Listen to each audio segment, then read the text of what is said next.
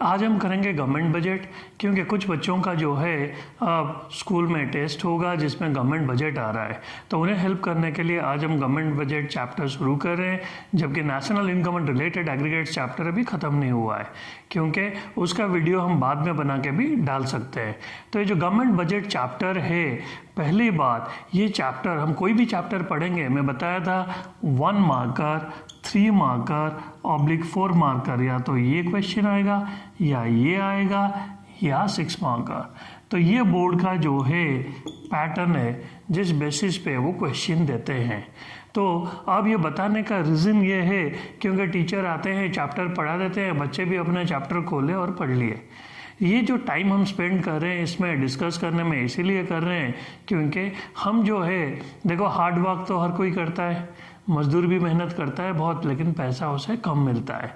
हम करेंगे smart work, हम हार्ड वर्क नहीं करेंगे।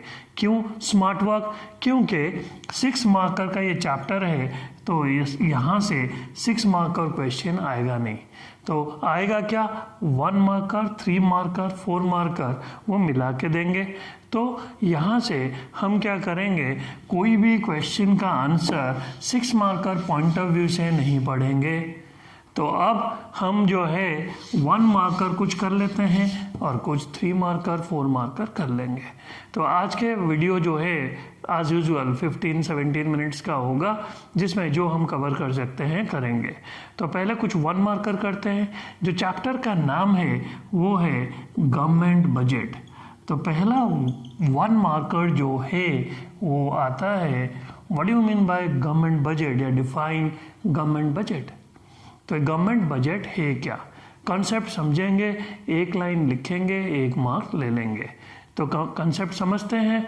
तो बजट क्या है? जैसे सपोज मैं जो कमाया, मैं सोचा कि इस महीने जो है 3000 रुपया खाने पे खर्चा करूँगा, 2000 रुपया कपड़े पे खर्चा करूँगा, 1000 रुपया बुक्स खरीदने में खर्चा करूँगा।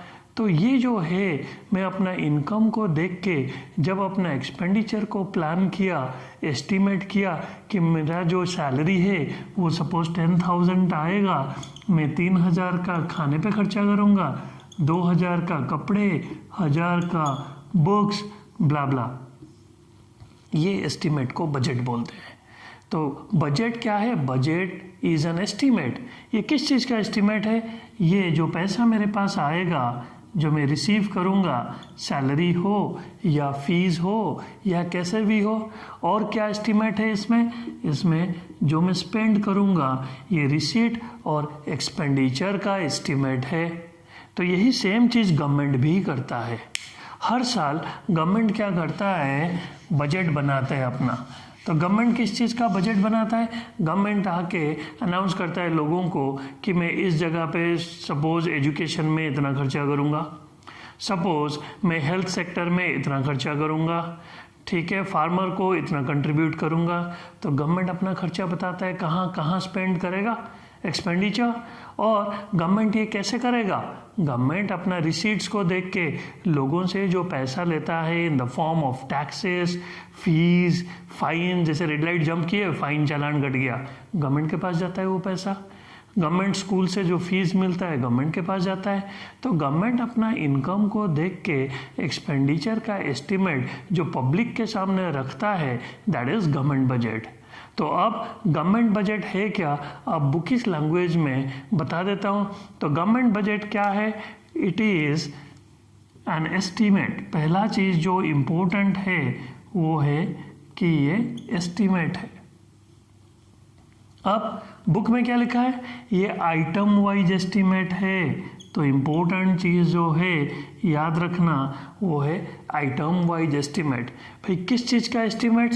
सब तोड़ तोड़ के पढ़ेंगे। Of government receipts and expenditure, ये आ गया दूसरा part. During a fiscal year, ये फाइनेंशियल ईयर बोलो या फिस्कल ईयर बोलो, ये एक ही चीज़ है। तो ये हो गया 1 मार्कर, जिसमें 3 इम्पोर्टेंट चीज़ को मिला के एक सेंटेंस बनाएंगे। तो गवर्नमेंट बजट हुआ क्या? It is an item wise estimate of government receipts and expenditure during a financial year या ड्यूरिंग ए फिस्कल ईयर। तो 1 मार्क हमें मिल जाएगा। तो अब हमें गवर्नमेंट बजट आ गया। अब हम रिलेटेड चीज़ पढ़ लेंगे ताकि हमारा 1 मार्कर भी हो जाए और हमें आसानी से याद भी रह जाए। तो बजट जो है 3 तरह का है। एक है डेफिसिट बजट, दूसरा है बैलेंस बजट, तीसरा है सरप्लस बजट। तो ये 3 चीज़ 1 मार्कर में कोई सा भी चीज़ पूछ लेंगे, हम तीनों का जो है एक ही तरीका कंसेप्ट समझेंगे और तीनों को जो है एक ही चीज़ के तरीके से एक ही तरीके से लिख देंगे। कैसे देखते हैं। अभी बताया था गवर्नमेंट बजट में 2 चीज़ आता है, एक होता है रिसीट्स और दूसरा इम्पोर्टेंट चीज़ है एक्सपेंडिचर।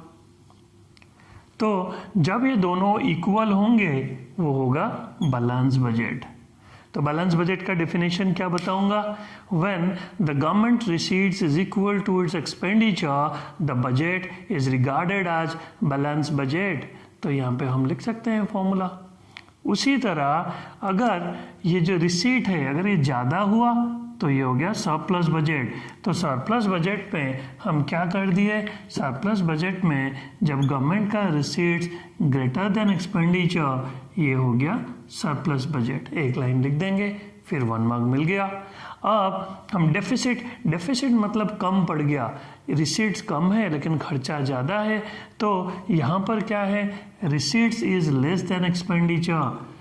अगर रिसीट्स कम है एक्सपेंडिचर से तो डेफिसिट बजट हो गया। तो वही एक लाइन लिख के ले लेंगे। बुक में सब जगह रिसीट्स के जगह पहले वो एक्सपेंडिचर लिखे हैं, लेकिन आप कुछ भी लिखो सब सही है। अगर आप बोलोगे कि एक्सपेंडिचर रिसीट से ज़्यादा हो गया तो डेफिसिट बजट, मतलब सेम ही हुआ। तो हमारा गवर्नमेंट बजट 1 मार्कर हो गया। और ये जो तीनों तरह का गवर्नमेंट बजट है, डेफिसिट, सरप्लस और बैलेंस, ये 3 1 मार्कर और हो गया। अब हम आगे और 1-2 1 मार्कर करके फिर 3-4 मार्कर करके आज का वीडियो ख़त्म करेंगे। नेक्स्ट 1 मार्कर जो है वो है टैक्स। ये टैक्स क्या है, टैक्स वो चीज़ है, बोलते हैं कभी कभी कि भाई आज मैं जो गया काम करने के लिए, सपोज कोई बिल जमा करना पड़ा, बड़ा ही टैक्सिंग था। टैक्सिंग मतलब यहाँ पर समझ में नहीं आता, लेकिन जब ये टैक्स टर्म को समझ जाएंगे तो हम समझ पाएंगे टैक्स है क्या। टैक्स जो चीज़ है वो ज़बरदस्ती जो गवर्नमेंट हमारा गला दबा के ले लेता है, बदले में हमें कुछ नहीं देता है, वो टैक्स है। क्यों? It is a compulsory payment. ज़बरदस्ती अगर नहीं दोगे तो जेल में डाल देंगे। अगर आपका इनकम ज़्यादा है तो ज़बरदस्ती देना है। तो टैक्स में जो सबसे इम्पोर्टेंट चीज़ है क्या है कि भाई ज़बरदस्ती देना है। It is a compulsory payment. दूसरा, ये ज़बरदस्ती करता कौन है वो याद रख लो, लेवीड बाय द गवर्नमेंट। तो कौन करा ये हरकत, ये करा गवर्नमेंट। लेवीड मतलब चार्ज बाय द गवर्नमेंट, मतलब ये पैसा गवर्नमेंट ले गया। अब बदले में कुछ नहीं देता, इसके लिए इसको बोलते हैं विदाउट, मतलब बदले में कुछ नहीं दिया। ये टर्म याद रखना है, क्विड प्रो क्यो। क्विड प्रो क्यो का मतलब है गिव एंड टेक। तो यहाँ पर हर जगह क्या होता है, हम कुछ देंगे तो बदले में कुछ मिलेगा। सब जगह रिलेशन गिव एंड टेक की होता है, लेकिन यहाँ पे टैक्स क्या है, as a compulsory payment levied by the government without any quid pro quo relationship. तो कोई गिव एंड टेक रिलेशनशिप नहीं है। मैं टैक्स दे के गवर्नमेंट को ये नहीं बोलूँगा कि भाई मेरे घर के सामने एक हॉस्पिटल बनाओ और एक स्कूल बनाओ, मेरा बच्चा स्कूल जाएगा, बीबी रोज़ हॉस्पिटल जाएगी चेक करने के लिए बीपी। तो ये चीज़ हम नहीं कर सकते। तो टैक्स क्या है 1 मार्कर में एक लाइन लिखेंगे, ये की टर्म याद रख के मिला के एक सेंटेंस बना देंगे। Tax is a compulsory payment levied by the government without any quid pro quo relationship. तो टैक्स हमारा हो गया 1 मार्कर। अब 1 मार्कर और एक वो है नॉन टैक्स रेवेन्यू। क्या है रेवेन्यू? मतलब गवर्नमेंट का इनकम। नॉन टैक्स रेवेन्यू मतलब टैक्स को छोड़ के गवर्नमेंट और कहाँ से पैसा कमाता है। तो यहाँ पर ये पूछेंगे नहीं, डेफिनेशन नहीं आएगा कि नॉन टैक्स रेवेन्यू क्या है। एग्जाम्पल पूछेंगे, give 2 examples of non tax revenue. तो हम एग्जाम्पल्स ही कर लेते हैं, हमें सिर्फ एग्जाम्पल्स चाहिए 1 मार्क के लिए। 2 एग्जाम्पल, 1 एग्जाम्पल आधा मार्क का। पहला एग्जाम्पल जो है वो है फीस। ये सब स्कूल का फीस गवर्नमेंट स्कूल में बच्चे देते हैं, तो ये याद रह जाएगा। दूसरा फाइन्स, जैसे रेड लाइट जंप किए, पुलिस वाले पकड़ेंगे, चालान कटेगा, वो जो फाइन का पैसा भरोगे वो गवर्नमेंट को जाएगा। तो एक हो गया फीस, दूसरा हो गया फाइन, तीसरा कॉरपोरेट प्रॉफिट। जैसे पब्लिक सेक्टर अंडरटेकिंग है, जैसे कि रेलवे है, तो रेलवे जो है एक ही पीएसयू है जो सबसे ज़्यादा पैसा कमाता है, पब्लिक सेक्टर अंडरटेकिंग, तो इसका प्रॉफिट भी गवर्नमेंट के पास जाता है, तो ये भी गवर्नमेंट का सोर्स ऑफ इनकम हो गया। तो ये सब जो है ये टैक्स को छोड़ के गवर्नमेंट यहाँ सबसे कमाता है, तो ये example of non tax revenue. लेकिन जो सबसे इम्पोर्टेंट है वो हम करते हैं नॉन टैक्स रेवेन्यू में, वो है एस्चीट। ये एक नॉन टैक्स रेवेन्यू है जिसको अलग से पूछ लेते हैं कि what do you mean by escheat. तो ये आपको समझना पड़ेगा कि एस्चीट क्या है। एस्चीट मतलब यहाँ जो वर्ड लिखा है चीट, तो हम लोग अगर किसी के साथ बेईमानी करेंगे वो बोलेगा कि चीट किया, लेकिन गवर्नमेंट अगर बेईमानी किया उसे एस्चीट बोलेंगे। लेकिन क्यों? क्योंकि वो ईमानदारी से बेईमानी करता है। जैसे कि एग्जाम्पल देके समझाता हूँ। सपोज आप लोगों को पता होगा, अगर मूवी वगैरह देखते होंगे, सुपरस्टार अमिताभ बच्चन था, उसी तरह एक हीरोइन थी परवीन बाबी। तो जो परवीन बाबी हीरोइन थी, ये एक्टिंग करके बहुत पैसा कमाई, दुनिया भर के पैसा उसके पास था, लेकिन जब वो मरी उसका जो है कोई भी रिलेटिव कोई नहीं था, तो और वो विल भी नहीं बनाई थी, तो इसके सारे प्रॉपर्टी जो है गवर्नमेंट ले गया, तो उसे बोलते हैं एस्चीट। गवर्नमेंट जो है चीट किया, क्योंकि मेहनत करके वो पैसा सब लाई थी, कमाई थी, लेकिन वो सारा गवर्नमेंट ले गया। लेकिन वो इसीलिए लिया क्योंकि ना तो कोई लीगल हायर थे उसके, ना कोई वो विल बनाई थी। तो एस्चीट क्या है? When government takes over the property of a deceased person, मतलब गवर्नमेंट जब प्रॉपर्टी ले जाता है किसी डिसीज्ड पर्सन का जो मर चुके हैं, because they died without making any will or they don't have any legal hire, then it is known as escheat। तो ये नॉन टैक्स रेवेन्यू आपको अच्छे से याद रखना होगा। अब चलेंगे नेक्स्ट क्वेश्चन पे। आप 1 मार्कर बहुत सारे कर लिए, एक 3-4 मार्कर भी कर लेते हैं। तो वैसे टैक्स पढ़ रहे थे तो टैक्स से रिलेटेड पढ़ लेते हैं। हम कर रहे हैं अभी distinguish between direct tax and indirect tax. तो जब भी डिस्टिंक्शन करेंगे हमारा करने का तरीका वही सेम रहेगा। हम लिखेंगे बेसिस ऑफ डिस्टिंक्शन, ताकि हमें हर डिस्टिंक्शन में वही सेम पॉइंट लेके बेसिस बना के 3-4 बेसिस को याद रख लेंगे और उसको देख के कुछ भी सिंपल सेंटेंस इंग्लिश में लिख के मार्क्स ले लेंगे। तो ये 3 या 4 मार्क का है, तो हम 4 पॉइंट कर लेते हैं। 3 का होगा तो 3 लिख लेंगे, 4 का होगा तो 4 लिख लेंगे। तो अब हम कर रहे हैं डायरेक्ट टैक्स और इनडायरेक्ट टैक्स का डिस्टिंक्शन। पहला चीज़, डायरेक्ट टैक्स क्यों इसे बोलते हैं? क्योंकि जिसके ऊपर टैक्स लगता है वो खुद जाके सरकार को देता है। तो डायरेक्ट टैक्स ऐसे काम कौन कर सकता है? ऐसे काम इंसान कर सकते हैं। तो डायरेक्ट टैक्स जो है ये इंसानों पे लगता है। Refers to the tax which are levied on individuals, on persons. तो यहाँ पर जो जाके खुद नहीं दे सकते, किसी दूसरे के जरिए से भेज सकते हैं गवर्नमेंट के पास, वो हो गया इनडायरेक्ट टैक्स। क्योंकि वो खुद जाके नहीं दिए, तो ऐसा कौन करता है? ऐसा करते हैं गुड्स, सामान तो खुद जाके अपना टैक्स दे ही नहीं सकता, या ऐसे करते हैं सर्विसेज। तो इसीलिए इनडायरेक्ट टैक्स का डेफिनेशन में लिखेंगे refer to the tax which are imposed on goods and services.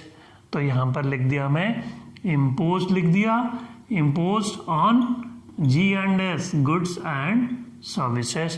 तो 1 मार्क मिल गया 1 लाइन लिख के। अब हम चलते हैं सेकंड पॉइंट के लिए, सेकंड मार्क्स लेने के लिए। अब सेकंड पॉइंट क्या है? डायरेक्ट टैक्स का सबसे बेस्ट है, बताया था इको में सब जगह एग्जाम्पल देना पड़ेगा।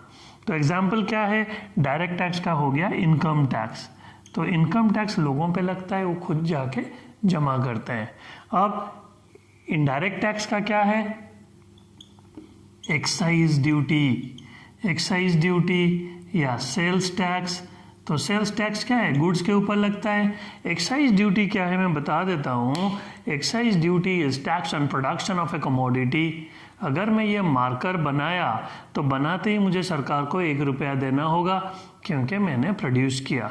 तो ये हो गया एक्साइज ड्यूटी। लेकिन मैं जब ये मार्कर बेचूंगा तो मैं कंज्यूमर से ले लूँगा। तो ये जो है एक्साइज ड्यूटी एक इनडायरेक्ट टैक्स है, क्योंकि ये जो है देता कोई और है, जमा कोई और करता है। क्योंकि अल्टीमेटली कंज्यूमर पे करता है लेकिन प्रोड्यूसर इसे जमा करता है, इसीलिए इसे इनडायरेक्ट टैक्स बोलते हैं। तो इनडायरेक्ट टैक्स का एग्जांपल में एक्साइज ड्यूटी, सेल्स टैक्स, कुछ भी एक लिख दो तो 2 मार्क मिल गया। अब चलते हैं तीसरा मार्क। तीसरा मार्क क्या है, नेचर। नेचर क्या है डायरेक्ट टैक्स का, the tax burden cannot be shifted. Tax burden को हम शिफ्ट नहीं कर सकते। जैसे मेरा इनकम टैक्स है, मैं किसी और के कंधे पे नहीं डाल सकता। क्यों, क्योंकि ये डायरेक्ट टैक्स जो है डायरेक्ट लोगों के ऊपर लेवी हुआ, जिसको देना है वही जाके देगा। तो यहाँ पर जो है the tax burden cannot be shifted, और यहाँ पे the tax burden can be shifted. जैसे कि बताया था एक्साइज ड्यूटी में क्या हुआ था, टैक्स पहले प्रोड्यूसर दिया, जब वो बेचा वो कंज्यूमर से ले लिया, तो अपना टैक्स का बर्डन जो है वो कंज्यूमर के कंधे पे डाल के बच गया। So here the tax burden can be shifted, यहाँ पर the tax burden can not be shifted. तो यहाँ पे मैं कैन बी शिफ्टेड की जगह टिक लगा दिया हूँ, मतलब हो सकता है।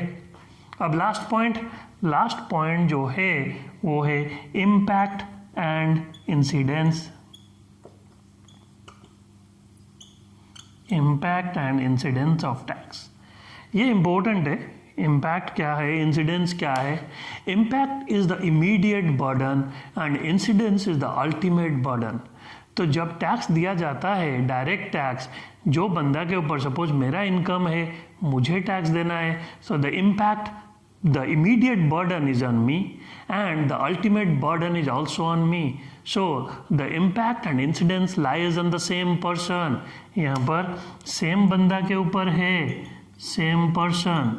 इसीलिए एक्साइज ड्यूटी का एग्जाम्पल देके बताया था, वहाँ पे जैसे ये मार्कर बनाऊंगा 1 रुपया मैं सरकार को दूंगा, मतलब the immediate burden, the impact is on the producer, लेकिन अल्टीमेटली कंज्यूमर देता है, so the incidence is on the consumer. तो impact and incidence lies on 2 different person, जबकि यहाँ पर it is on the same person. So here we can write down the impact is on the producer while the incidence of tax is on the consumer. Incidence refers to the ultimate burden of tax. मुझे लगता है आप सबको आ गया होगा। 4 point हम कर लिए और 4 मार्क्स हम ले लिए। अब नेक्स्ट क्वेश्चन अगर हमें टाइम परमिट करेगा तो, नहीं तो आज की वीडियो हम इतने में ख़त्म करेंगे। आज का वीडियो इतने में ख़त्म करते हैं क्योंकि टाइम हो चुका है, 18 मिनट से ज़्यादा का वीडियो बन चुका है। तो आप लोगों को thank you, all the best for the exam. अब हम और एक वीडियो बना के कोशिश करेंगे कि एग्ज़ाम से पहले जो है ये चैप्टर ख़त्म कर दूं, और आप लोग जो है वीडियो को लाइक, सब्सक्राइब और कमेंट के साथ ये शेयर कीजिए ताकि ज़्यादा से ज़्यादा बच्चों को ये फ़ायदा मिल सके। Thank you.